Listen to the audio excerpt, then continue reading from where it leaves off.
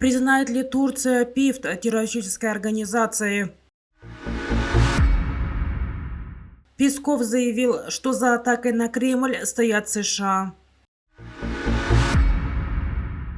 Генеральный прокурор Таджикистана, который находится в Турции с рабочим визитом, встретился со своим турецким коллегой Бекиром Шахином. Как сообщает пресс-центр Генеральной прокуратуры Таджикистана, стороны обсудили вопросы признания опасных организаций террористическими на территории двух стран. В ходе встречи стороны обсудили вопросы сотрудничества между органами прокуратуры двух стран в взаимодействии в борьбе с преступностью, в частности с экстремизмом и терроризмом, незаконным оборотом наркотиков, транснациональными организованными преступными группировками, а также вопрос признания опасных организаций террористическими на территории двух стран, отмечается в пресс-релизе Генеральной прокуратуры Таджикистана. Также в ходе переговоров стороны согласились продолжить практику двух стран в сфере мгновенного обмена информацией и борьбы с нежелательными явлениями, в том числе предотвращение неформальных религиозных учений, проведение оперативно-розыскных мероприятий.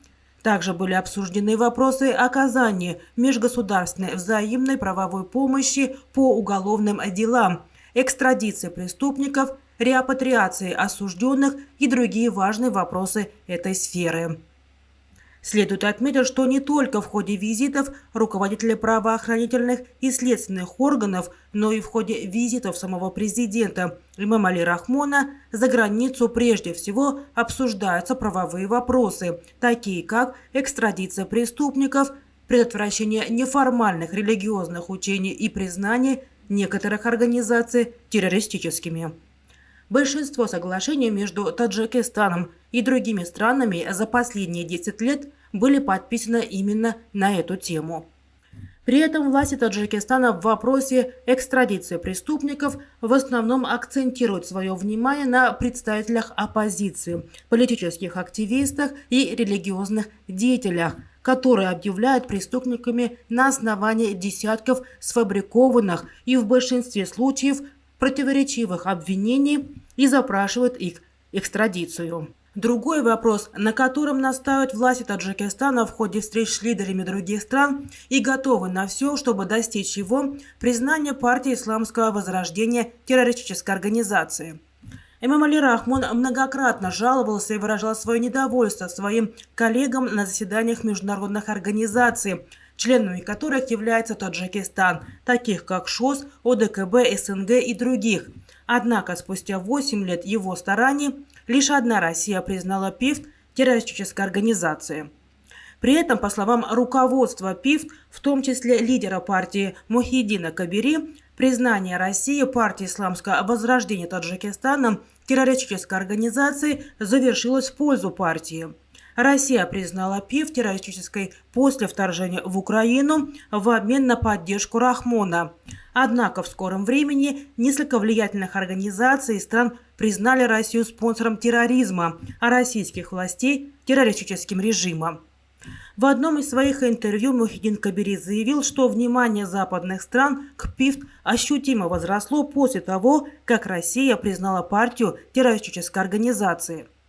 Эксперты считают, что признание партии Исламского возрождения террористической организацией другими странами и раньше считалось маловероятным. Однако теперь, после признания России, кажется еще менее вероятным. В частности, такие региональные державы, как Турция, которые проводят независимую и самостоятельную внешнюю политику и даже не поддаются давлению крупных держав, вряд ли попадут под влияние такой небольшой и слабой страны, как Таджикистан. Попытки Киева и Вашингтона откреститься от причастности к атаке беспилотников на Кремль смехотворны, заявил пресс-секретарь президента России Дмитрий Песков. Мы хорошо знаем, что решение о таких терактах принимается не в Киеве, а в Вашингтоне. Зачастую даже цели определяет не Киев, а Вашингтон. Не каждый раз Киеву дает право в выборе средств. В Вашингтоне должны четко понимать, что мы это знаем, передает его слова РБК. На вопрос о том, стоят ли, по мнению Кремля, за атакой беспилотников США, Песков ответил: безусловно, такие решения, определение целей и средств – это все диктуется Киеву из Вашингтона. Российские спецслужбы располагают информацией, что к атаке причастна именно Украина, но публично раскрывается только небольшая часть соответствующих данных, заявил Песков. Он отказался отвечать на вопрос, откуда запускались дроны, отметив, что с этим будет разбираться следствие. Говоря о последствиях произошедшего, Песков сообщил, что было опалено 2 медных листа на куполе Сенатского дворца, и они будут заменены сегодня-завтра. Других повреждений нет, добавил он. Он также сказал, что парад на Красной площади 9 мая готовится, и президент на нем выступит. Меры безопасности будут усилены, в том числе в преддверии Дня Победы. Между тем, координатор по стратегическим коммуникациям Совета национальной безопасности США Джон Кирби назвал нелепыми предположения властей России, что Вашингтон приказал Киеву осуществить атаку дронов на Кремль, сообщает CNN. Власти Украины также заявили, что не причастны к случившемуся. В Госдепартаменте США призвали оценивать заявление Кремля с большей долей скепсиса. Об атаке 2 беспилотников на Кремль пресс-служба президента сообщила 3 мая.